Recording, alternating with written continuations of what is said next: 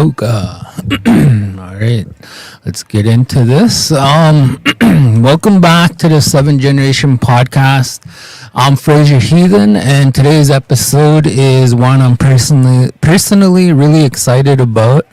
We're joined by Michael Davidson, the Chief Financial Officer of the Onion Lake Group of Companies. This episode is all about financial education, real world, practical money knowledge that affects every single one of us.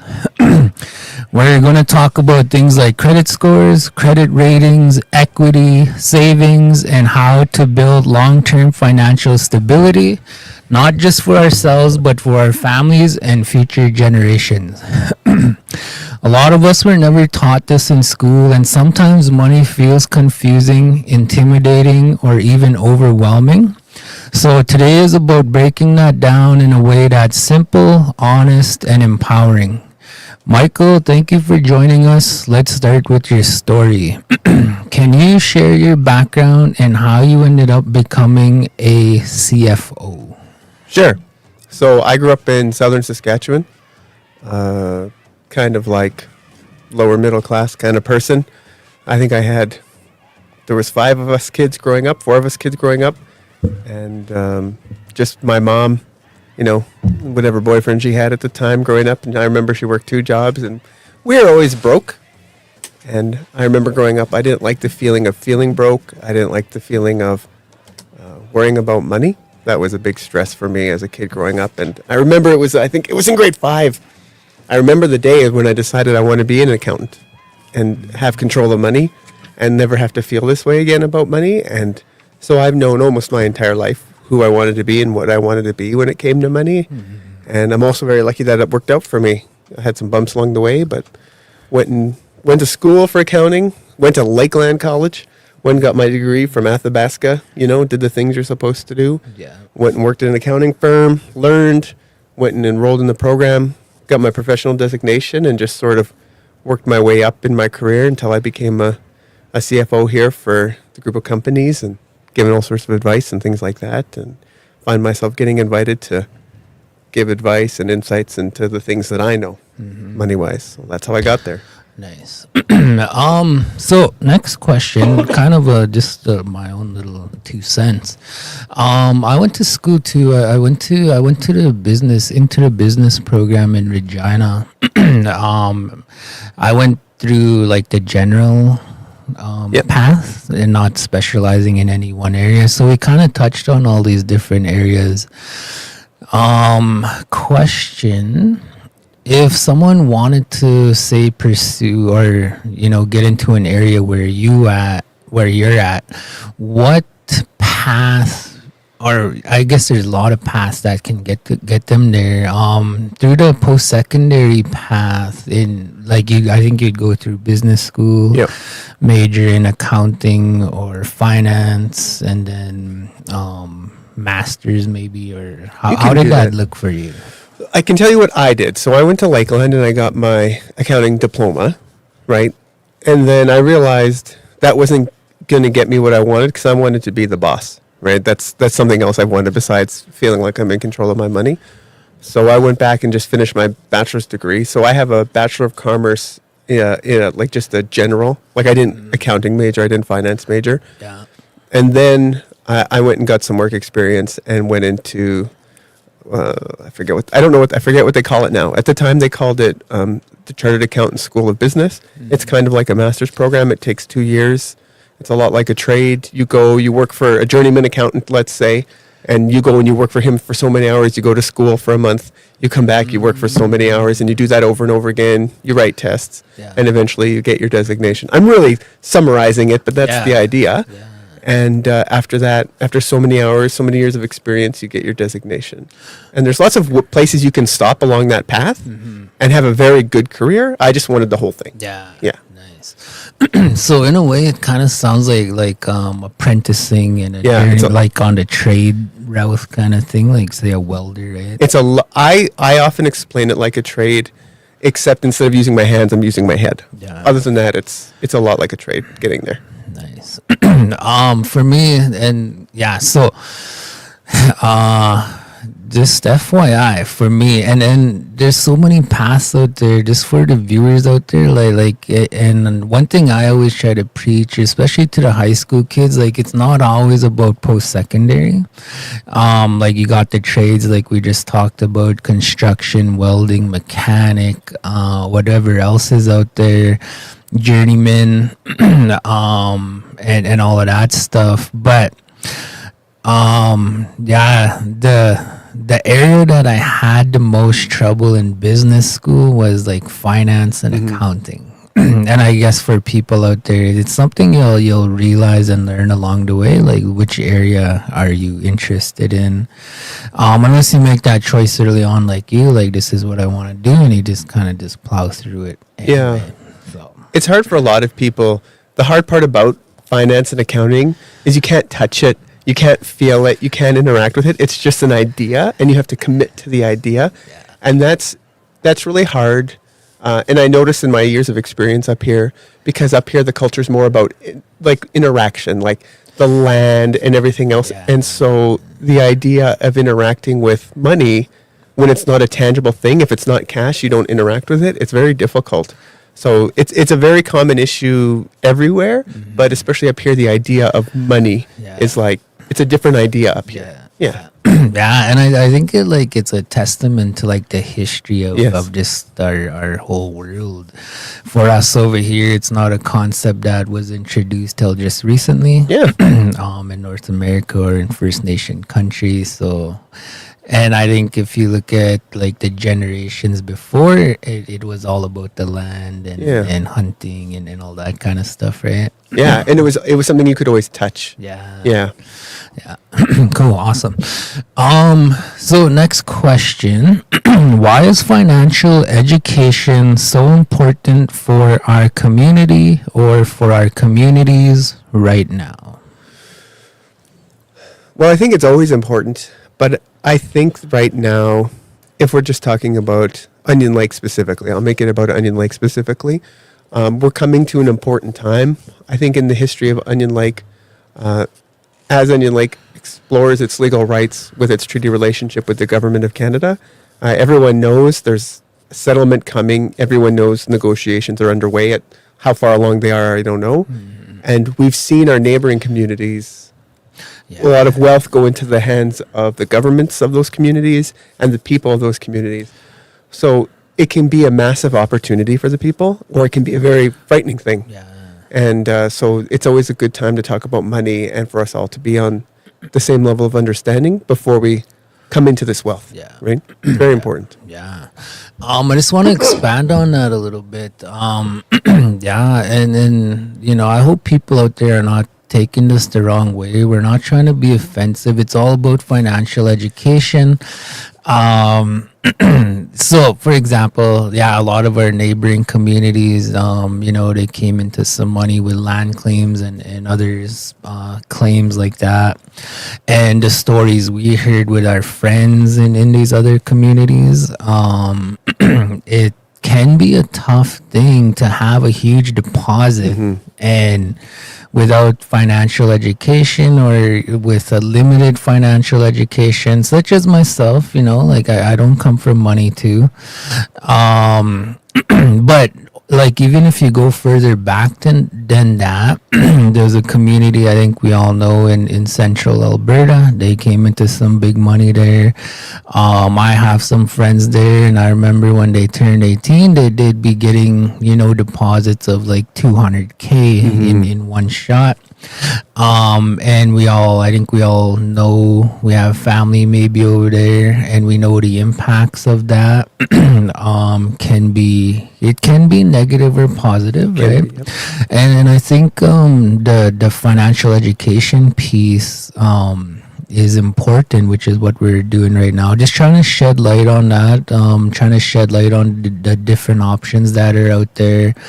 In examples like getting a big deposit, up front, or just working for a living, just like a lot of us, and how do we handle the money, right? So again, so why is financial education important for our community? I think it's for those reasons, and I think we'll try to explore those a little more as we go on here. So next question. What's one money lesson you wish you learned in your early 20s? Okay, so there's probably two that go hand in hand together, and you'll hear me harp on this a little bit later as we kind of work through the questions. But I wish that as I was figuring out money and budgeting for my own life and goals, I wish that I understood that my emotions and every one of us has an emotional relationship with money, positive or negative, we all have it. I wish I understood that when I was 21. You know what I mean? And when I was in my 20s, I was freshly married and we were just getting set up and trying to figure out what we wanted to be when we grow up. We were so tight and we were so afraid to spend money because we both grown up so broke that we didn't understand that we were, besides managing the money and doing a very good job having money, but we were also hurting ourselves emotionally. Like we were creating baggage, right, in our relationship with money. And we didn't understand that till we were much, much older, probably a decade later. So now, for everyone who listens the whole way through, you're going to hear me talk about money as, it's simple math. And you're also going to hear me talk about emotions when it comes to money because they overlap. And when you understand that, you can be strong. Deadly. So moving on, sorry. Moving on to the next question. So I think we'll switch gears a little bit here. We'll touch on credit scores and credit ratings. So let's start simple. What is a credit score? Credit score is just a number. So that there's these global companies, they make up. And basically, it's just the score that's meant to express how strong you are at repaying debt. That's the fundamental idea. It goes in North America. I think it goes from 0 to 800. Practically, I've never seen somebody under 300, and the higher the better. And it's just sort of the sum of a bunch of inputs that's meant to express, hey, are you worth giving a loan to because you'll pay us back or not? Yeah. It's meant to simplify all of the inputs. Nice. What's the difference between a credit score and a credit report? Okay, so this is where the rubber hits the road. And besides working for the group of companies as an accountant, I actually spent 8 years in banking. I spent some time in a car dealership learning how they look at credit scores and credit reports and things like that. Yeah. So the credit score is just a number, right? You ask, what's my credit score? It's just a number. It's 650, whatever. Yeah. The credit report tells the person who's looking at it a little bit about how you got there, right? So it'll list things like your telephone bill, your car payments, your utility bills, and it will say in the last 6 months, I don't remember the time frame, but in the last period of time, he paid on time every time. So that's why his score's up.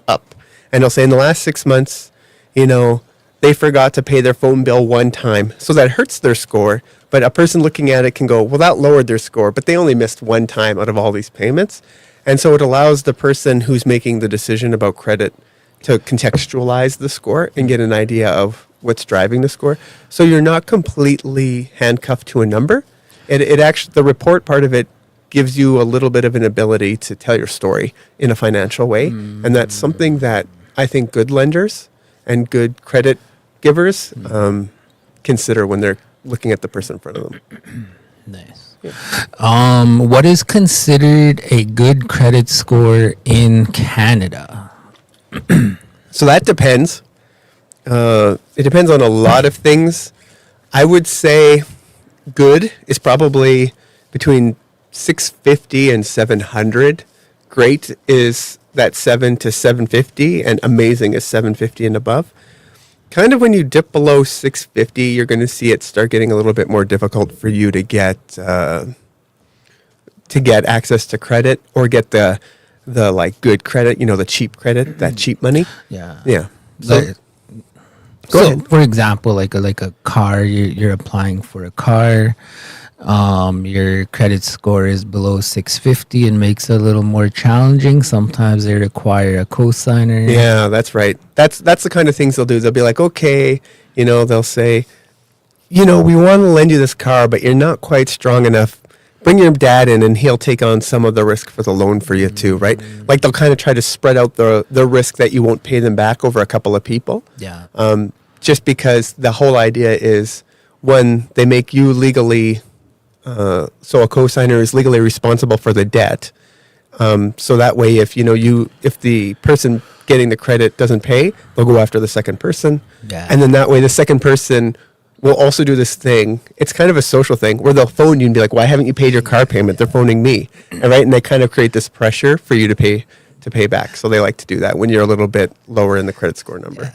Yeah. Yeah. And that's what it's designed to do, Yeah. right? Is just to keep that honesty, I guess, or that consistency. Yeah. And pressure from another angle. Yeah. From your dad. From your dad. Yeah, it's always the dad too. Okay, so what actually affects your credit the most? Missed payments, credit utilization, length of history. So probably missed payments, right? At kind of past the age of 25, it's going to be missed payments. At the beginning of your credit life, so at the beginning, when you turn 18, you don't have a credit score. There's just nothing there. So the biggest thing affecting your credit is no credit. But 2 years later, it's whether or not you're making your payments. Making your payments is half the score. Like, it's very important. Yeah. What about credit utilization? So credit utilization, what that refers to is like, how much credit, how much debt are you in, right? And it's just this idea that a person who makes, $50,000 a year shouldn't be in more than $100,000 of debt. I'm just making up numbers. Yeah. And so the idea is that the companies look at this and say, oh, Michael makes $50,000 a year and he's in $10,000 of debt. He's not under any financial pressure. He's doing good. We can lend him more money. He has more capacity. He's not utilizing it.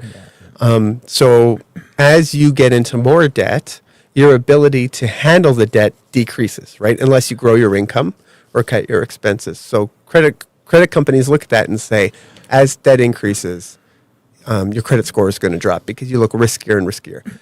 Interestingly, I'm going to get right into the weeds here. There is an amount of credit utilization that's also too low. So if you don't use enough credit, they can look at it and say, he's not really using credit. Something's up with this guy. We're also going to lower the score. So a lot of kind of intermediate to advanced credit management people say you always want to be in like a little bit of debt that's manageable just to keep your credit score where you want it to be.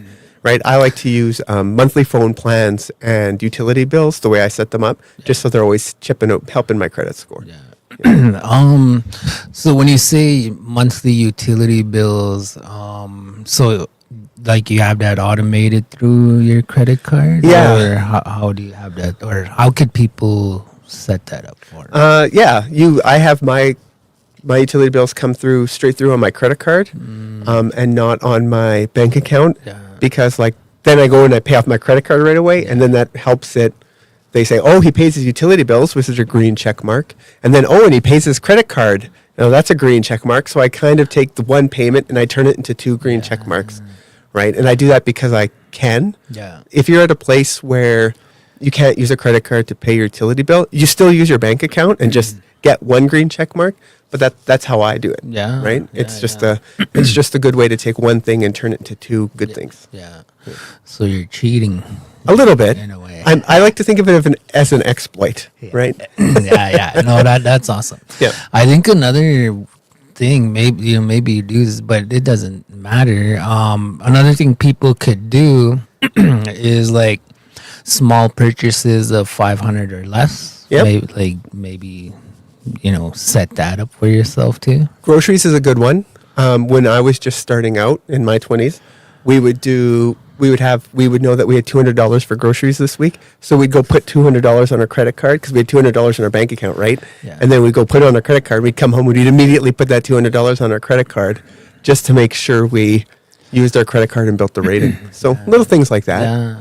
So you check the bank still, because we all do it, right? We're Yeah. all looking, how much do I have? Yeah. Okay, yeah, I can get the steak today, Yeah. right? And then, but instead of paying with your debit card, you pay with your credit card, then you immediately pay it. Don't wait until the bill comes. Yeah. You know how much it was, go home and pay it. Yeah. Yeah. Yeah. Question. I've always wondered about this, and I think I tried it maybe back in the day, and I just don't remember the results of it. But let's say your credit card is paid off, so you're you're at zero, and you kind of want to cheat the system a little bit. Let's say, so you you're gonna go spend 200 on groceries. Can you preload that 200 onto a zero balance credit card, and when you make the expense, it just automatically like You can get away with that a little bit. Credit card companies, they used to allow that a lot more, but they don't really like it anymore now. So it's harder and harder to get away with that. $200, sure, but like I used to do big mounts, like $1,000 and up, because like I knew I was gonna go. I remember I used to know I was gonna go. I'm gonna go shopping at West Edmonton Mall, and I'm gonna go waste a bunch of money today. And now they won't let you do big payments unless you have a balance on your card and stuff like that. So they're getting smarter to that, Yeah. just because they don't make any money on that, right? Yeah. So they have an incentive to stop you. Yeah. So what would happen in that case? Like, does it just bounce, or you get an email, we can't accept this? Yeah, Or- I've gotten it when I've tried that. It's just said, hey, your credit card balance is zero and you're trying to make $1,000 payment. We're not accepting it. I've literally gotten that when I go into like the credit card portal, Yeah. and they just won't let me do it. So it doesn't even bounce. They don't even let me try it. Yeah. Deadly. Yeah. Awesome. Good to know. That's a good idea though, because I've done it. Yeah, I remember doing it, and like it wouldn't read on the bill or whatever or online when you're looking. Like it doesn't say plus 200, right? It just Yeah. stays at zero, but it invisibly it's there. It seems like you make the purchase and then it just transfers over as a payment, or Yeah, you could probably get away with it here and there, yeah. like the grocery amount. Cool. Right on. Deadly. So what about length of history? How That matters. It's not a big deal. The common wisdom is a lot of people say, "Oh, get a credit card when you're 18 for $500 and just pay it off every month and build your credit score." There's some wisdom in that. Just because that way you'll have a decent credit score when the time comes that you actually need it. yeah. There's a saying, and it's an incorrect saying in 2025. I'm going to call it out.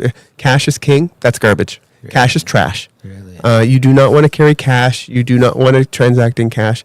Any opportunity you have to build like a good, modest credit score, you want to take, just because the time might come when you need it, right? Let's go back to the cows and plows example. Mhm. I have a buddy. He lives in Frog. I think they got theirs.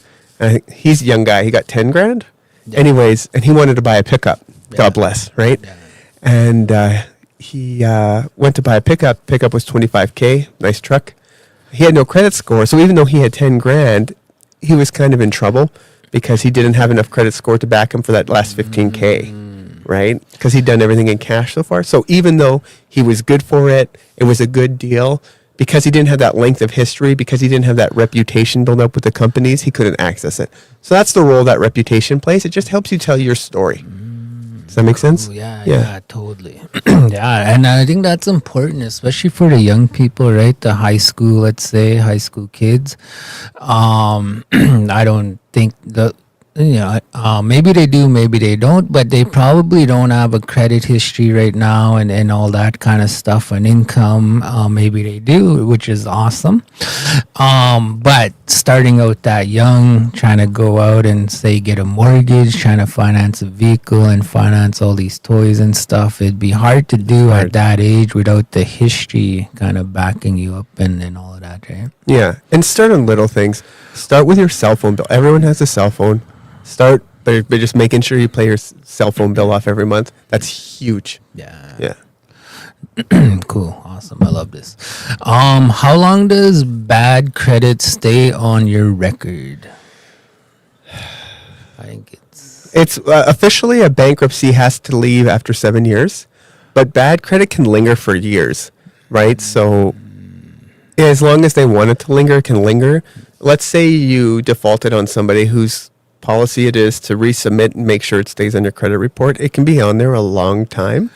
And so that's what the role of the credit report is. Yeah. And we talked about that earlier. So let's say one time, I don't know, let's pick on Kudu because let's pick on SaskTel because one time when I was younger, I really screwed over SaskTel and so I didn't pay my cell phone bill and I defaulted on it. And it was like 20 years ago when cell phones were new and they were mad at me about it. Like they took it personal. So 10 years later, that me not paying off that cell phone plan still showed up on my credit report, even though 10 years later, like I'd done things like, had new cell phone plans that I did good on, I'd been paying my utilities, paying my rent, paid off a car. It can stay on a long time. So it would still be a drag on my thing. Yeah. So it can be a long time. It's funny now, but it annoyed the crap out of me then. Like it was, Yeah, and that's important. Like, I guess especially the young viewers out there, the importance of paying your bills or paying off outstanding bills like that or debt, because 10 years later, like you said, now you established yourself, you got educated, you got a good paying job, you got married, you got a family and kids, and now you want to take that next step of mortgaging and all of that stuff. But something like that, it can drag you down, right? Yeah. And then now you're paying for that with interest rates and when the interest rates can be lower for a mortgage, let's say. Yeah, it probably translated into thousands of dollars over those 10 years, right? Like such a stupid thing, but that's just the way it was. Yeah. Even if it's just $200, right? Like for me, let's say, for example, a young person, you don't think that's nothing. It's like whatever. But again, it goes back to the credit score, credit rating, and the history. Like it all matters. It all matters. And I know that, we have to think about it in the scale that they think about it. Because between you and me, right, if you stiffed me on $20, I'm like, what a loser, right? I'd get over it, right? Yeah. But like those companies, and when you're going for credit, they don't know you, right? All they have is the credit score and the credit report and what it tells them. So because they don't know you, they take that as the gospel truth. So even though it's not fair, it's the only tool they've got, right? So I'm not saying it's right, but I'm saying we just have to accept that that's the role that credit plays in our life, right? Because that's just how that system is set up to work. Yeah. What are the biggest mistakes people make with credit cards? Oh, the biggest mistakes. So there's stuff you'll see. The biggest mistakes I see with credit cards is obviously the big one is not understanding the role of interest that it has to play, but just not understanding that it's not free money, which goes back to the interest piece, right? So I remember, this is again in my 20s. I remember I worked with a girl, God bless her, right? She was 20 like me, just dumb, right? And she was planning a trip to Vegas, and I remember her telling me, and one day we went for a walk together or something after work, and she was telling me how she was going to pay for this trip, and I was like, what? She's like, so I'm just going to get a credit card line increase because my credit card's maxed out. And I said, are you crazy? And we both worked at the same accounting firm. I said, are you crazy? Like you're already maxed out on your credit card and you're just going to ask for an increase. And she's like, yeah, don't worry about it. I'm just making the minimum payments. It's fine. And so she did, and she got the credit card and she went to Vegas. And so she was so far in debt and the monthly payments on the interest were so bad, she could make the minimum interest payments, but she could never get ahead. And that she was a slave to that credit card for years. Yeah. And so just understand that a credit card can make you its slave, and that thing can hold you back for a long time. So just don't think of a credit card, especially young people, don't think of a credit card as like, oh, now I can go be a baller, right? That's probably the biggest mistake I see in young people. Say, I'm going to go to Vegas. Yeah. I'm going to get like nice rims on my truck. Your truck does not need nice rims, buddy. You're just going and doing donuts some field, right? Get steel rims, right? Like stuff like that is like the way of thinking. Just let it go. Just, have good things, not nice things, and just accept it for a while until you can pay it down. Yeah, I'm excited for the next segment here. We got good debt versus bad. Oh, yeah. and I'd like to expand more on what you were touching on here. But before we get there, I have a couple more questions here, just on the whole credit scores and credit ratings. Is it better to have no credit or bad credit? Okay, if you were to give me the choice right now in my life, I would take no credit. I would take no credit every time. I can't think of a scenario because no credit, there's no story. So that means you can start telling your story however you want. Bad credit, the story's already written. And now you have to change it. So it's easier to start from nothing than start from a behind. You know what I mean? Yeah. So I would take all my credit history and wipe me out right now and start from scratch. It would be easier. Yeah. So you would stay 18 forever? No, I hated being 18. 40 is pretty great, though. Yeah. You're 40? I'm 40, yeah. Really? No way. Yeah. Bad. I'll be 40 in March. Oh, will you? Yeah. It's tough. Yeah. It's just the bones getting sore and all that. Right? I have to moisturize every day. Just make sure my skin looks young forever. Yeah, we should come back. That's where all my money goes. Why is your credit score so bad? I go, oh, moisturizer. That's where Beef all tallow. your money goes. Okay. Okay. So next question: if someone has poor credit right now, where should they start? Okay. So this is one, and like we're going to bookend this. This is one when I'm coaching people. So I go and I speak to people in Onion like a lot about poor credit because we kind of talked about at the beginning, like it's difficult. The idea of money is difficult. And some of the conversations about money are difficult, especially going back to the emotion. It makes you feel insecure. You feel stupid. Yeah. You feel bad. The best thing you can do is deal with those feelings inside your heart about money. So let's say, I don't know, let's say you bought an ATV, right? Mm-hmm. And you went out with the boys one weekend and you trashed it, and you left it in the field. I'm telling you a story of something I've actually done. And then you decide, well, I trashed my ATV and I don't have money to fix it, so I'm just going to stop payments. I'm going to close my bank account. I'm going to change bank account. This is a real story. Yeah. And just avoid it. That's the wrong move. You got to deal with some of these things head on, right? So if you've got bad credit, you know who you didn't pay, right? I know I stopped paying, I think it was Honda. I know I stopped paying them, right? Yeah. You got to phone them and say, look, I know I stopped paying you. I'm sorry. Don't give them a long rambling story. Don't give them a sub. They don't want to hear it. They don't care. They don't know you. Remember what I said earlier? Yeah. Instead say, what I can do is I can pay you X, whatever dollar amount that is a month. And I want to pay you. I'm committed to paying you. Can you please work with me so we can make this right? Use your own words, but that's the spirit of what you need to say. And you start identifying the things that got you in trouble, and you go back and make it right. When that SaskTel story I told earlier, Yeah. I actually phone SaskTel and say, this keeps showing up on my credit report. What can I do to get it off? And they say, you owe us $260. So I wrote them a check because it was still checks then. Yeah. Mailed them a check for $260.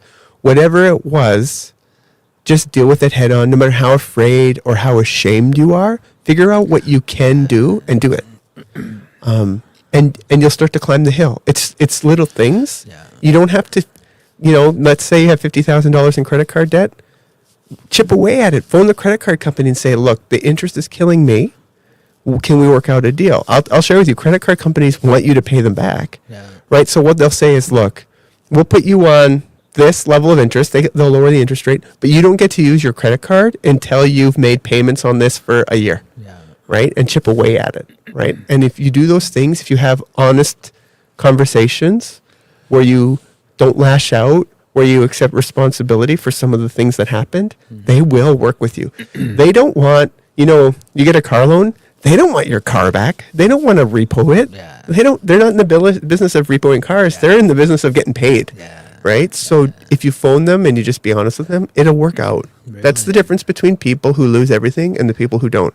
working in the bank for years, people who worked out a deal got the deal. Really? Yeah. Man, that's so good to know. I'm glad you shared that because I've been dealing with my own debt too, right? Yeah. Like I mentioned earlier, I got a loan and I did a reno at where I'm staying. I built a little extension and new family, right? A brand new baby. So trying to build our space a little more accommodating. So I took on some debt to try and do that for us, and and I'm still paying for that right now. But I really like what you mentioned because like I was for a while there, I was kind of stuck at the bottom with just the interest payments and not being able to make any progress at all. And like I was like head was almost underwater, I Yep. was just barely making it. And so I was kind of like freaking out, like, what do I do, man? Like this, I can't go on like this. Otherwise I'm defaulting and it all crumbles down and all that. So, but I never once considered the option of phoning them and trying to work something out. What I did was I called my bank and I tried consolidating, and but even that credit history and credit score depends on that too to Yeah. qualify for That's that. a different kind of credit. Yeah. Yeah. So I didn't qualify for that. So that option was out the window, and I was like, kind of didn't have any other choices. So I just kept going with what I was doing and working harder and all of that stuff. And I'm just finally starting to make some progress out of being stuck at the bottom there. So, but yeah, I think that's really important what you said. Phone them Phone them. and just rearrange the deal or whatever, right? Like another example I could think of when you were talking about that was like paying back your drivers or getting your drivers back. A lot of people are stuck on the outside looking in and a lot of times we think the worst in that situation when really all it takes is a phone call to SGI or to the government and putting together a financial plan, Yeah. a repayment plan. So Yeah. And then just taking the accountability, right? What will fail, even if you phone them and tell them a sob story, that won't work. Right? They don't want to hear that. They hear that all day long. Yeah. They want you to phone and say, I'm sorry, I'm a little bit in over my head. I want to pay you back. Can we please work out a deal? If you phone them with that humility, they'll work out a deal with you, right? yeah, because like you said, they're in the business of getting paid They're or in the getting business of that getting money paid. back, right? So if they had to adjust on their end to accommodate your situation, I think they'll be open to that, to Yep. try and help you start making progress. Yeah. Yeah. And emotions help. Yeah. Yeah, man. Emotionally, man, like that's a tough place to Tough. be. Like you feel like a failure, right? Yeah, that was tough, man. Okay, so moving on, is all debt bad? No. I think, I'm going to give a personal opinion. I think a lot of debt can be very, very good, and it can be very, very useful depending on the context. So I'm just going to keep it to personal finance. So where I live, you have to get a mortgage. You have to go into debt to get a house. Yeah. That's good debt, right? It used to be, people used to say, oh, don't buy a house, right? Because it depreciates or whatever. Don't buy a car because it depreciates. No. That's good debt because that gives me a place to live, right? That gives me the means to raise my family and provide a safe, warm, healthy space for them. Yeah. To me, that's good debt, right? The question is, what value does this debt bring you? And if you understand what's important to you, who you are in your heart and your beliefs, there's good debt, right? Like my house is good debt because I can handle it. It doesn't stress me out. And my kids they know they're safe and secure, right? So that's my biggest piece of debt, right? And that's good debt. Car debt is actually good debt at a certain level, right? So I drive I used to drive, when I started here, I drove a Ford Focus. I drove a Ford Focus for 10 years. Because what do I need a nice car for? Yeah. All I do is take that POS, I bomb down to the bank, Yeah. clickety-clack for 8 hours, and I bomb back. Why would I need a good car? Yeah. Right? Mom had the nice car because she's got the babies, right? Yeah, I seen you pull up this morning with the Ferrari. Yeah, the so Ferrari. Well, hopefully- now, I'm making that Onion Lake money, Just kidding. Now I have a little Honda. But so that can be good debt because that vehicle that is safe and reliable and that I can afford allows me to go make more money, Yeah. right? So that's okay debt. Yeah. Bad debt is like, let's say I live in a cold climate with icy roads. Having a lifted pickup with extra wide wheels and mud terrain tires makes no sense. Yeah. It would be an example of bad debt. Do you know anyone who has that? Unless you're unless you're driving through the weather the other night. That's true. Yeah. There's like 3 days a year where I'm I wish went that.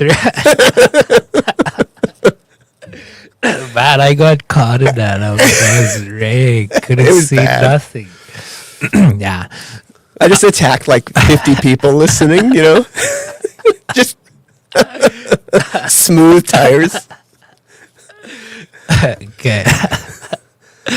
Okay, so going back to the mortgage example. Yeah. Good debt, bad debt. I think you so you consider it good debt, and you explained all the reasons why, and I agree with that. Yeah. Another way of looking at it is, let's say somebody gets a mortgage for 500K or 300, 200, whatever the market rate is out there. And you said good debt, but let's say you get $1 million home or a $2 million home. Would you still consider that good debt? If you can afford it, sure. Yeah. And that's the key question. That's the real difference between good debt and bad debt. It's not about what you're getting, it's about what you can afford and does it give you the flexibility to do what you want. So let's go back to picking on 18-year-olds, right? Yeah. So 18-year-old kids with their big lifted trucks and mud terrain tires, you look at that and you think to yourself, but now he's using all his money on that truck, God bless, right? He's got no kids, no responsibilities, good Yeah. for him. Yeah. But like now he can't date no girls. Yeah. Right? Because like a date with that guy is just going for a drive in the truck. What else does he have? Yeah. Right? He can't take her out for supper Costs or boy. money, right? Yeah, it costs money. So every choice you make about debt, whether or not it's good debt or bad debt, is completely personal. Yeah. And it boils down to what are your choices, right? Yeah. And what do you want? So nobody can tell you that's bad debt. I was Yeah. picking on the truck thing, but Yeah. for an 18-year-old kid, nothing wrong with that. Yeah. Right? It's who do you want to be? Where do you want to spend your money? That's 100% up to you. Yeah. It's nobody else's business. After that, it's your own choices that get you there. Yeah. I think it comes back to like ratios, right? Yes. Your ratio of income to debt. What are you willing? How much are you willing to commit to that? Yeah. And And that's, all the other variables that come with that, right? yeah, that's personal, right? Yeah. Like I tell my kids, when I talk to them about money, I say, whatever, if you guys want a world-class education, get it. Invest in yourself. Go into debt. Every penny will be worth it, right? That's my family and my belief system, right? Yeah. So how much debt do you want to go into? Yeah. That's all. Yeah. In other words, with that example is like student loans, right? Yeah. Yeah, and I think there's a misconception out there for First Nations people, and it's true, like the whole treaty relationship and education, but there's limitations to that. Yeah. Like you only get X amount of dollars, so you could only fund X amount of people, and sometimes, depending on say credit score or credit rating, but also like your academic score. Yeah. I think plays a factor in that too on being selected or not. But I think every nation is different. Like my nation stopped funding me after my third year because like my GPA, I failed one class that year and my nation was like, we're not funding your fourth year. Yeah. Right. So I went into debt for my education and it paid off. Right. Yeah. Like I got over it. I was upset. And then I went and got over it. Yeah. Yeah. Yeah. And then, sometimes you have to do that. Yep. Right? Sometimes it has to be done. You look at the non-First Nation communities, they don't have a choice unless you come from a family of wealth and things like that, right? But Yeah. if not, then the only option is to get student loans and, take that responsibility of fulfilling what you're trying to do. Yeah. That's right. So good incentive in a way. It can be. It's really interesting. Because oh boy, because people think I'm gonna touch on this because this is a common misconception from outside First Nation life, is that it must be nice to have your education paid for. Yeah. You get that a lot, that kind of Yeah. accidental racism, I call it. Yeah. But the truth is, it's kind of lame because when I went into debt for my 4th year, I was way more motivated because I was like, I better get a good job. Yeah. Because, I have to pay this back. Yeah. Right? Like, it kind of does create a little bit of incentive to do good. Yeah. Right? And, yeah. Yeah. I'll leave it there. Yeah. Yeah. Yeah, there's something I want to touch on too. Just because we're talking about financial education and the bigger picture of this scenario with education, I think another thing that's important to highlight here, especially for First Nations people, is there's a lot of financial pressure on our leadership, on chief and council, and I've sat in there, for a term, and I know what it's like. And it is what it is. But I think the realization is on the bigger picture when it comes to finances and funding. I don't think a lot of us realize how underfunded we are as a community in all our departments and programs, not just Onion Lake, but every First Nation across the board. So, we start applying this pressure, and again, it goes back to realizing that we're underfunded, we're doing what we can. And when you look at the annual federal budget disbursement, I think the last time I seen it, and the last, I don't know what the rate is now, but at the time, I think it was like 0.4% of the federal budget is what was allocated to First Very Nations, to INAC. Yeah. And then it trickles down from there. INAC takes their admin fees and all of that. And so, and you look at all the resources in this country, and where does all this GDP come from? It comes from the raw material, the trees, the minerals, and all of this and that. And there's arguments to be made about that. I remember hearing one story when they came across the sea in a boat. Did they come with trees and oil and gas and this and that and this and that? And then you look at the disbursement of the federal budget, 0.4%. And there's people that interpret the treaty relationship in different ways, like to coexist and co-inhabit the land. Doesn't that translate to 50-50? I guess It's rhetorical. it's right? interesting. Yeah. So, let's say we got 50% of that funding to First Nations because of the minerals and resources and stuff. Now, why aren't First Nations the least impoverished demographic in Canada when we are the most impoverished? And then we get all the blame for the situation we're in right now. So you get all this finger pointing and, unintentional racism, like you said, but a lot of it is intentional too. Yep. So it goes back to the whole financial education piece and understanding and realizing that the enemy here is not chief and council, but, I think it's the system. I think so. And it's doing what it's designed to do, right? To keep us fighting amongst each other. That's So, exactly. I believe that it's doing what it's designed to do, and that's why I think. We're going to go off topic, just a little off from personal thing. Yeah. But that's why these lawsuits and these land claims are so important.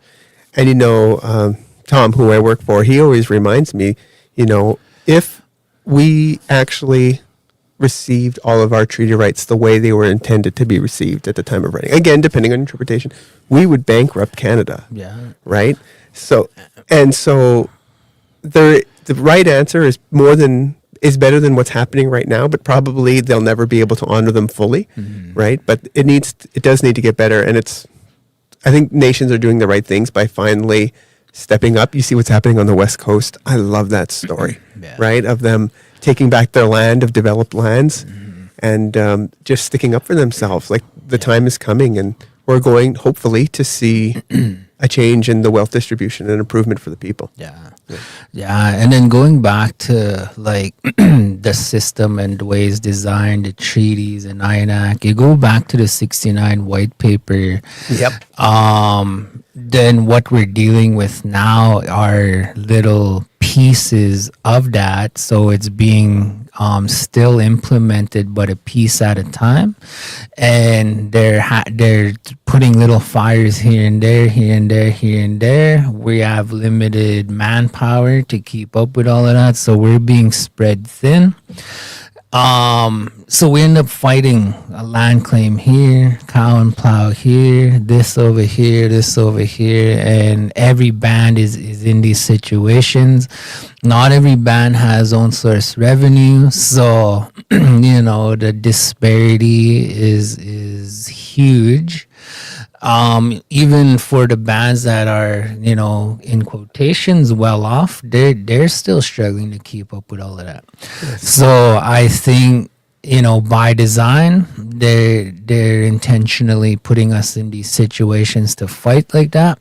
When I think the real target is going back to the federal annual budget and moving that needle from 0.4% to 50 or somewhere in between. Something better. Yes. And that gives us more to work with and, a better position to get out of poverty. Yeah. So I agree. And I think that's where leadership, and I think they are where they should be focused, is fixing that relationship and making it balanced. Yeah, like there's a lot of smart First Nations people out there. You see them on social media all the time, but because you have all these little fires, it's hard to team up and focus on, what really matters. Like, it all matters, but what should. So going back to the GDP stuff, I think that's a area that we don't touch on very often, just because we're too busy dealing with treaty protection rather than implementation, And what they've done by making First Nations in poverty and causing all of this trauma in the people is the people, and I've been included in this at one time in my family, we're so broke, right, that we see if there is a treaty settlement, let's say, everyone rightfully, because it's their right, wants a piece of that for themselves. But then that also creates this scenario where they never will pay us enough. So then we distribute it to the people because it belongs to the people. But now leadership doesn't have enough money to build better water systems, build better roads. So the federal government, they kind of create these scenarios where we turn on each other. Yeah. Right? Totally. Yeah. Sorry, we're going right. Yeah. Well, we're from personal finance. We agree with each other, though. Kind of going off topic, Yeah. but I think it's still like finance related. There was another point there I wanted to touch on. It kind of we better get back to personal finance. But let's go back to this. So, how should people prioritize paying off multiple debts? Oh, there's lots of wisdom out there. When I did it, I started with the highest interest debt and chipped away at that one. So I'd always make my minimum payment, whatever it was, and then I would chip away at the highest interest one first because that was the most expensive debt. That's what I did. Yeah. Some people say I've seen some wisdom in pick your one with the smallest balance and chip away at it first, because then you're done, and then you get that good feeling of I did it. Yeah. Right? So this goes back to, I'm going to talk about emotion a lot more. Well, maybe, but so who are you? So if you're the kind of person who needs to feel like they're making progress emotionally, like in your heart, pick on the little one first so you feel like you're completing things and making progress. Yeah. Right? If you're the kind of person who, just because of the way my brain works, I can really imagine that I'm saving money, even though I can't see it. I chipped away at the highest debt one first, right? Just because I knew I was saving money in my mind. Yeah. So whatever system works for you, but do it. That's the key. Well, I thought I would be the one to do that today. Oh man. Okay. So, yeah, I heard about that. They call it, I think, Snowball, yeah. something. So that the little debt, pay off that, and then you just transfer that payment you're committing to that to the next Yeah. one, and then the next one. And people, that feels very nice for people. Yeah. Yeah, I actually did that. Yeah. Yeah. And it feels good, where you're not paying all these different credit cards and all that stuff. Start eliminating them, minimizing those different streams, and just start committing So, is consolidating debt a smart move? It can be. And it's, if you're living in a nation, it can be very difficult to consolidate debt. So consolidating debt means you just take all of these different payments, like the ones we just talked about, and let's say you, between 5 different people, you have something like, $100,000 in loans. Instead of having 5 different loans, you smush them all together in one great big $100,000 loan, and maybe the interest rate is lower, and then you just chip away at that, right? So the benefits of that is you don't have to manage 5 different people that you're paying, and hopefully you can negotiate a lower interest rate. Most of the time, that is facilitated in North America by using some of your assets as leverage, right? So a lot of North Americans have a house, or a couple of cars, or maybe some savings that they can use as leverage, basically an asset to back up the loan. And so it's harder for First Nations to take advantage of consolidation, just because they typically, if you live on the nation, you don't get to own your house, and you don't have right to your house. So a bank sees you as not having assets. So it can be a good idea, but I would say that based on my experience, it's a little bit harder for First Nations to negotiate for the people. Yeah, and I think it has an impact on your credit history and credit rating and stuff. It makes it look like the story is he couldn't afford all of these payments, so he had to do kind of another. So it can tell a story that's not positive, but it's better than defaulting. Yeah, and it's better for your mind and well-being to do something you can manage. So it can be a net positive. Yeah, 100%. Yeah. When I look back now, I'm glad I got denied because I was able to manage it and kind of make progress out of it, and not to have to deal with that subconsciously within the 7 years for whatever, trying to build assets and stuff, right? Yeah. Cool. How do payday loans and high interest lenders impact long-term finances? Okay. So I always say this whenever I'm talking about money up here. I hate when I see, I'm going to say it. You can believe it. I hate when I see the errands truck up here. Yeah. I hate when I see people I know from Onion and Money Mart. I get that they help in the short term, but it's so expensive. Yeah. They make it seem manageable by, pay $50 a month for this couch. Yeah, for the next 5 years for a sofa. 8 years. Yeah, whatever it is. Yeah. Or like they on Money Mart, they'd be like, we'll just take 30% or something insane like that. Yeah. I get it. I get why we go there. It feels manageable at the time. And I'll pick on furniture stores. Mm-hmm. In that moment, you feel that good feeling of having a sofa, and you're focused on the right now. But that's how they get you. Yeah. Those Money Marts, those furniture stores, they are in the business. They're not in the business of selling sofas. They're in the business of getting paid. Yeah. Right? And so what they're doing is they're overcharging for this items, and they're charging you interest on top of it. And then they exploit you wanting the right now good feeling over the long-term bad feeling. Yeah. And it can really negatively impact finances because they know that they've got you forever, and it wears you down. It wears on your mental state. I always recommend, unless you need it, wait, right? Like no one has ever died because they don't have a sofa, right? So just wait a month, right? It sucks to sit on the floor, sit on a pillow. I get it. Yeah. But that's the way it is. I think another example that kind of touches on the emotional part is like a washer and dryer? Yeah, that's a tough one Yeah. because you need a washer and dryer. That one I would. So that, remember the difference between good debt and bad debt is, do you need it or not? Is it for your lifestyle? Washer and dryer is up there. Yeah. So it's hard for me to say going to them if they'll work with you is bad debt. Yeah. Yeah. So wow, you called me out. It depends on the context. Yeah. Right. Yeah. Yeah, I know that's a tough one. Yeah, that's a good example though of when it can be okay. Yeah. Yeah.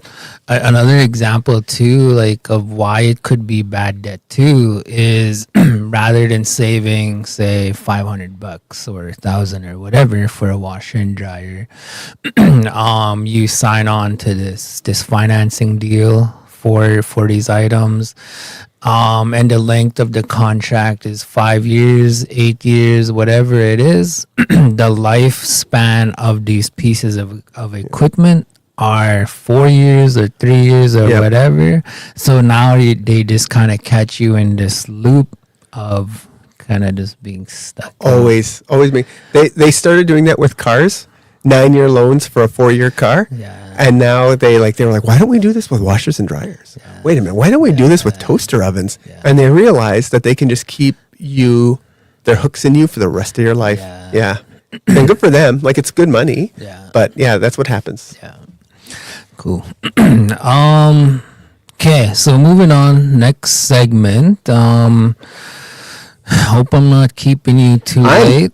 I can stay forever. I'm having a great time. I love Yeah, that. this is good. Yes. We should have a follow. We should should do a series. We should do our conspiracy theory one because you and me see eye to eye. Yeah, let's do it.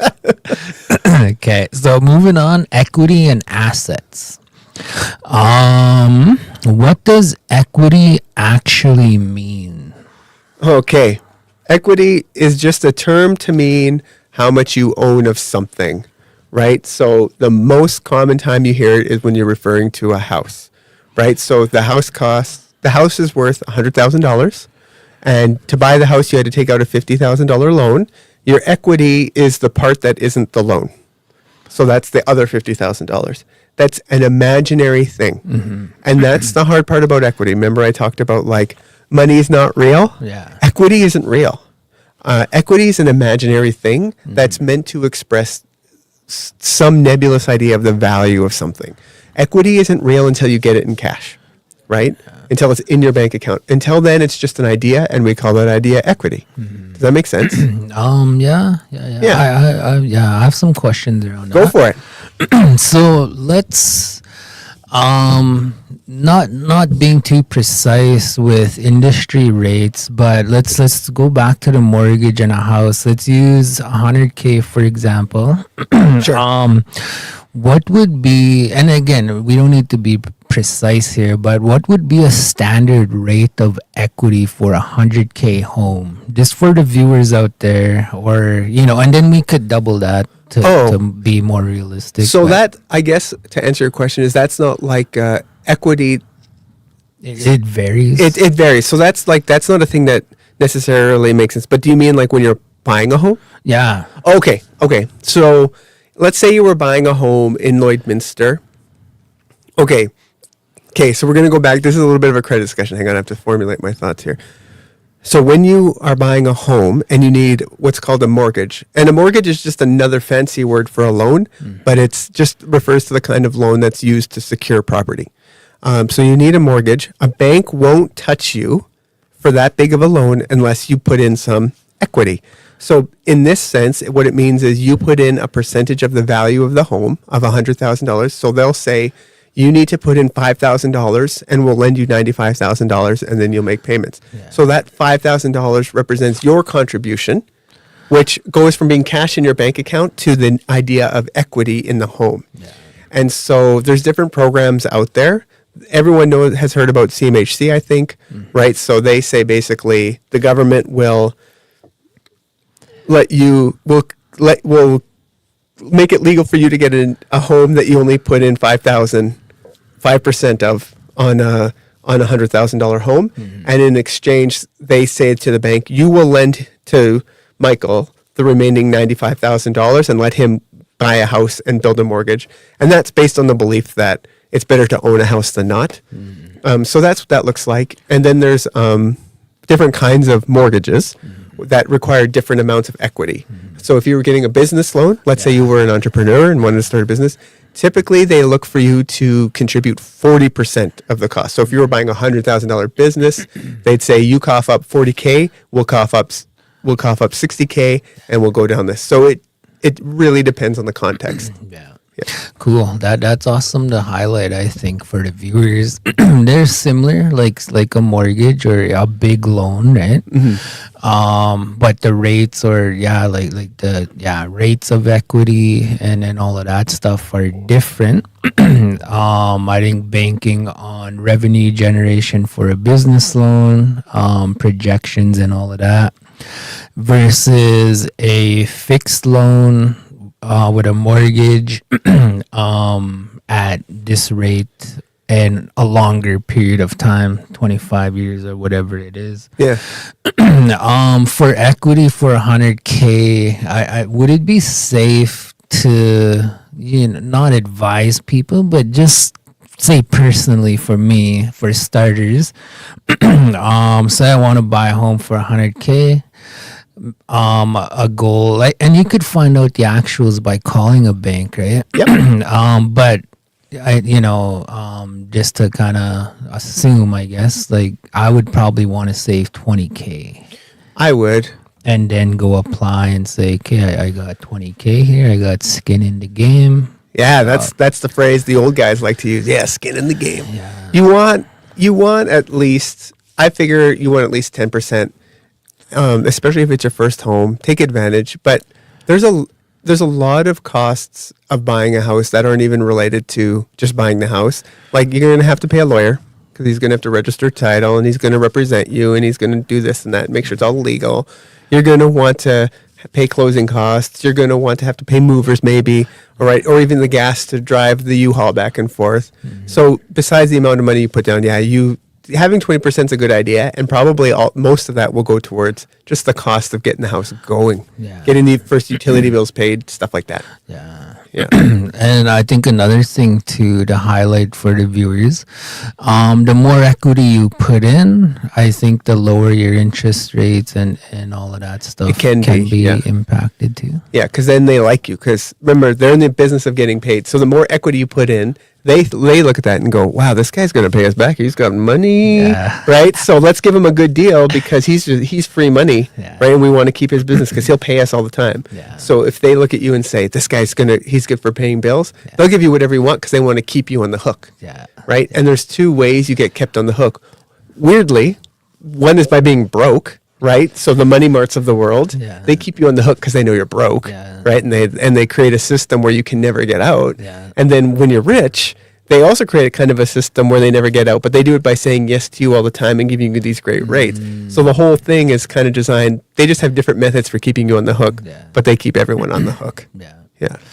Another thing too, like refinancing or remortgaging on top of your mortgage, those options too, I think are what's keeping you on a hook. Yeah, that keeps you on the hook. If you're doing good, your repayment plan, and they're like, hey, this guy's doing good. Let's offer him another 100K on top of this and just extend. And it's so tantalizing, right? Because you're like, I could go to Mexico, right? Because that's what everyone thinks. They say, oh, I have equity. Yeah, I'll borrow against it. Sorry, this is one of Michael's hot takes. Sorry for everyone if you're listening, but they have what's called home equity loans. That's a common thing. So you know how I said equity is an imaginary thing after a while when you've owned something for a while? Yeah. And I said it's not cash until you sell it. Yeah. Well, what banks will do now is they'll take that imaginary number and they'll say, oh, your imaginary number is worth 50K. We'll give you 40K if you sign over that equity to us. And everyone goes, yeah. And they go into debt even more just on that equity, and they just keep them in the loop, right? And I'm a big hater of those kinds of loans. Like it's driven lots of wealth in North America, but I think it just keeps people in the credit cycle forever. Yeah, that's crazy. They're called HELOCs. Yeah, it's smart on their end, right? It's brilliant because they're in the business of getting paid. Yeah. Yeah. Wow. Yeah.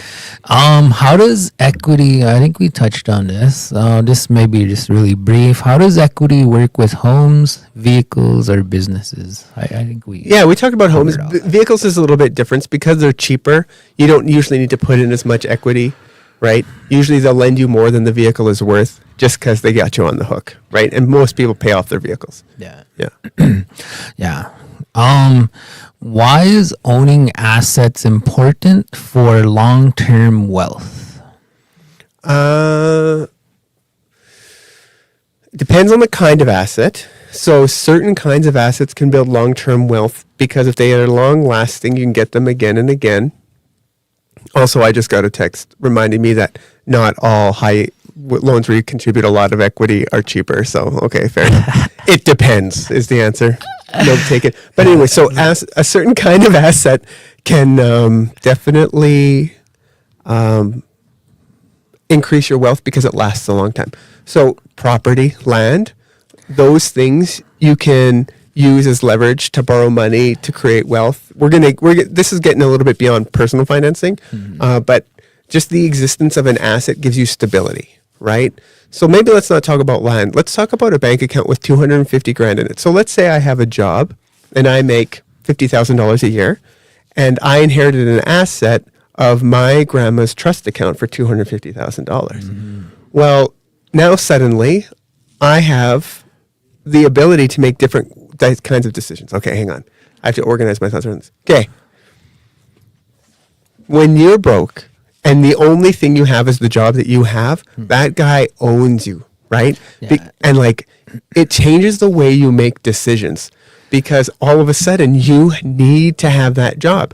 And so even though you could go and get another job and you know it's a better job long term, but it would take 6 months for you to get that good money, right? Yeah. You can't risk it because you're broke, right? Like you don't have nothing for that stopgap. Yeah. So being broke keeps you broke, but having an asset like land that you could sell or rent out or a bank account that you could draw down a little bit gives you this ability to make good long-term choices. And so being broke keeps you broke. Having a little bit of assets gives you the ability to make long-term decisions. Yeah. And those long-term decisions build wealth. Maybe not in your lifetime, but it affects your kids. It affects your grandkids. Yeah. It like keeps the wheel spinning. And that's where you see wealthy people build. I've worked for and with a lot of wealthy people. And the first generation of that family is like always like real nasty, real greedy, real misers with their money, right? Because they had to build that asset, whatever it is, be a bank account, land. And then as it goes down through the generations of kids, they get used to it and used to having everything.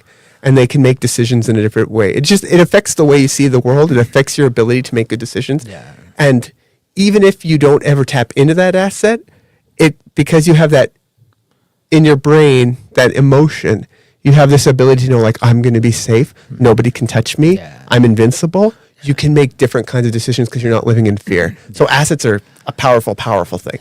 Yeah. The asset column. Yeah, exactly. Yeah, it diversifies your revenue streams, your Yes. income streams. It gives you security, and like you said, the emotional part of it, you're not backed into a corner. That's right. You know, you have choices. I love that. A little more freedom. Yeah. You just think about the world differently. Yeah. Nice. Can you build equity without owning a house? Oh, absolutely. I'll talk about myself. So I bought a house in Lloydminster summer 2014. And for those of you who've been around long enough to know, oil crashed September 2014. Yeah. And so I bought my house for $250,000. Right now, houses like mine in my area are selling for $170,000. So even though I've been paying down the mortgage and contributed, I'm actually negative in my house, equity-wise, like in theory, which is fine.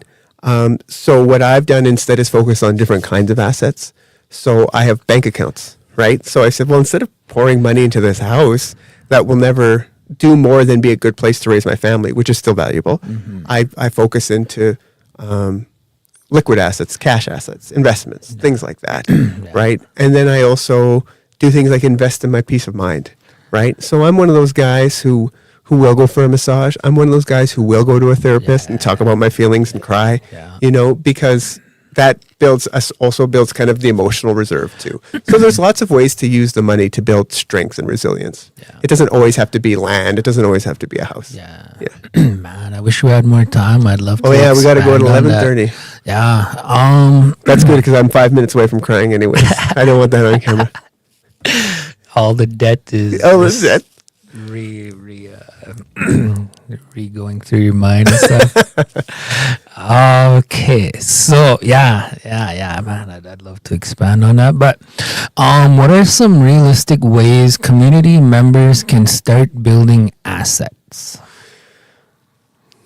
A realistic way. Oh boy, I don't want to get in trouble, but I'm going to be honest. So I've worked with people from Onion Lake who are struggling, not just with being broke, but poverty, because poverty is a different thing than being broke. And I want to talk about that first. Broke is you've got a place, you've got a car, you've got a job, you just don't have money in your bank account. That's broke. I grew up broke. Poverty is that you don't have the infrastructure to support your life, right? If you want to get groceries, you have to hitch a ride with a friend. You have to walk to the McKay Mall. Shout out McKay Mall. Love it there. Shop there. Shop local. Anyways, you can't find a job because there's no jobs where you are, which is sadly what's happened in Onion Lake. We're working on it, but it's just true. So that's poverty. So when you're in poverty, there's not much you can do to make things better. So you just have to, first you have to accept that.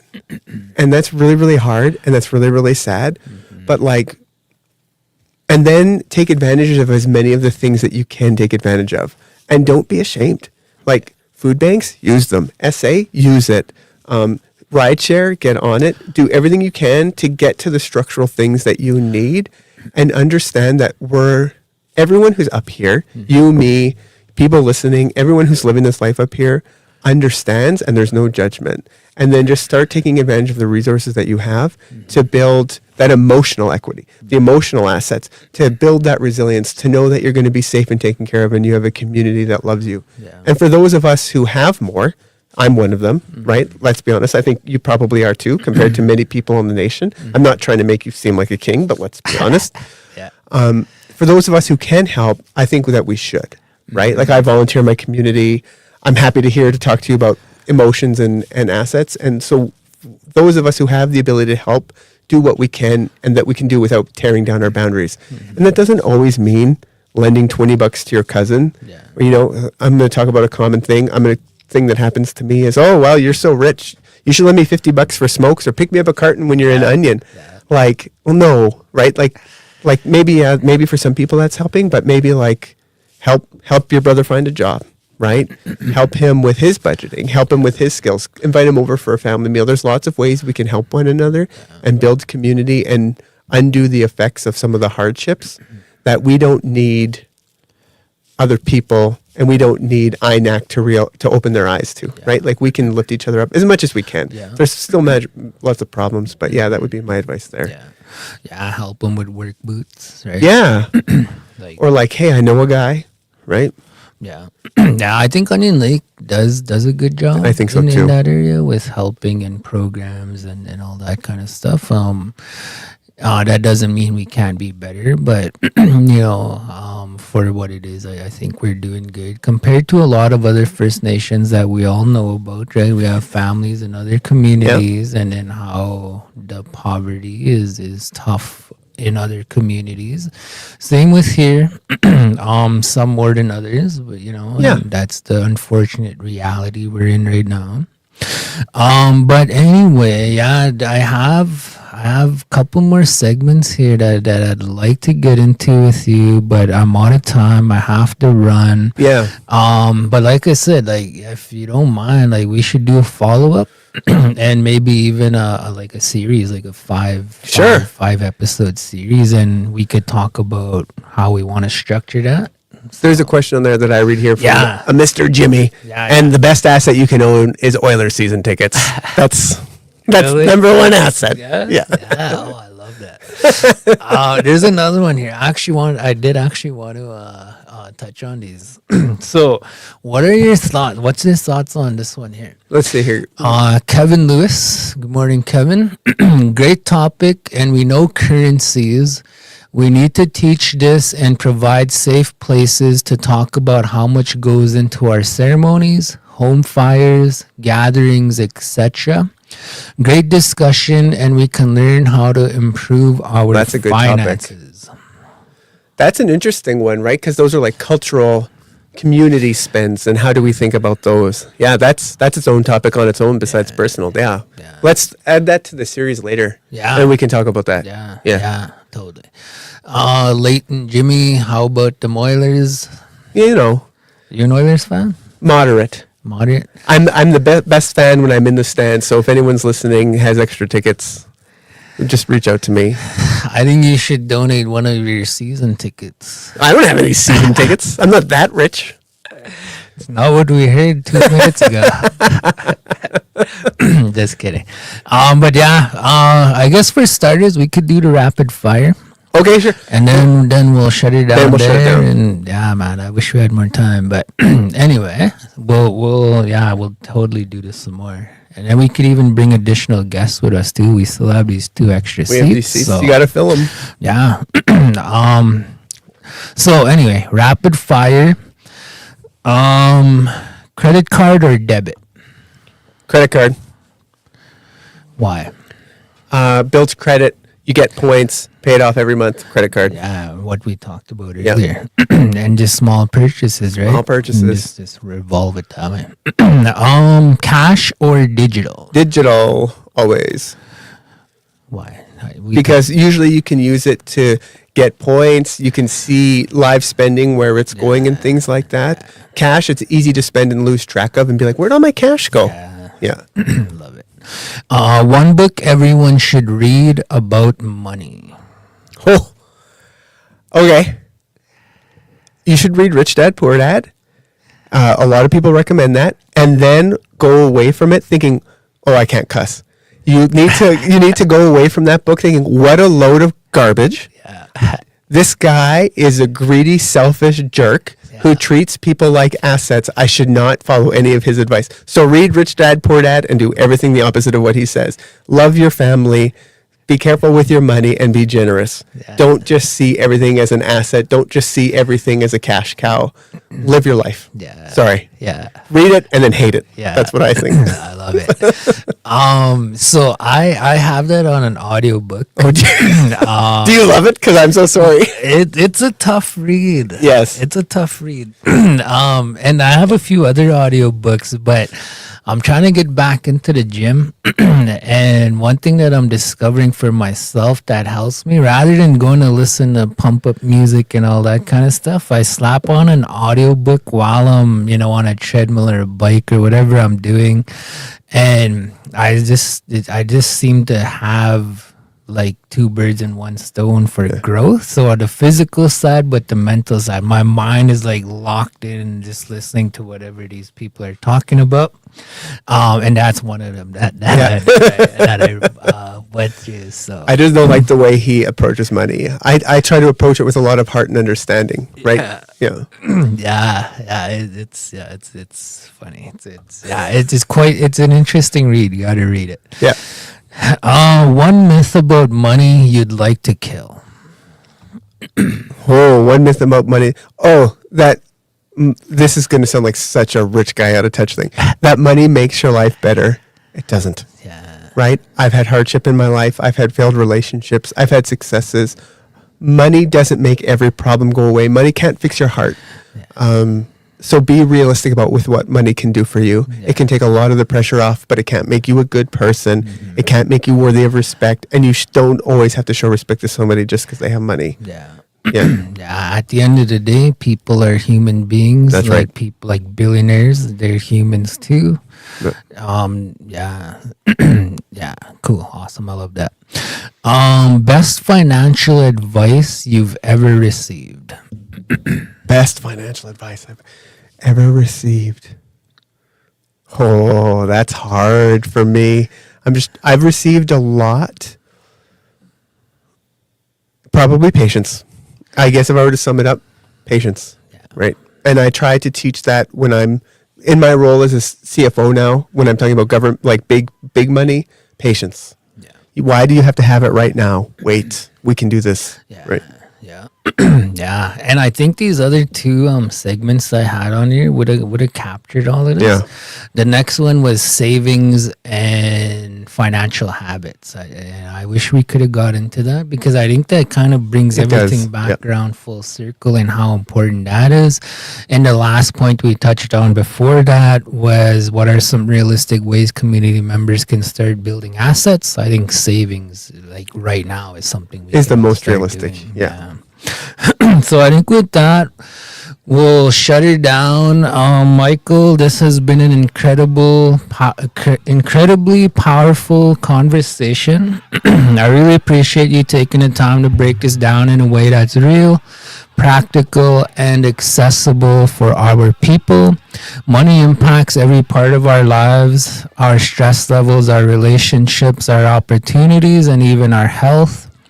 And what I love about this conversation is that it shows financial education isn't about being rich. It's about being informed, prepared, and in control. To everyone listening, your financial past does not define your future. One decision, one habit, one conversation can change everything. This is exactly the kind of knowledge we need to pass down to the next generation. Michael, thank you again for joining us, and thank you to everyone for tuning in to the 7 Generation Podcast. We'll see you on the next one. Hi, hi. What's this?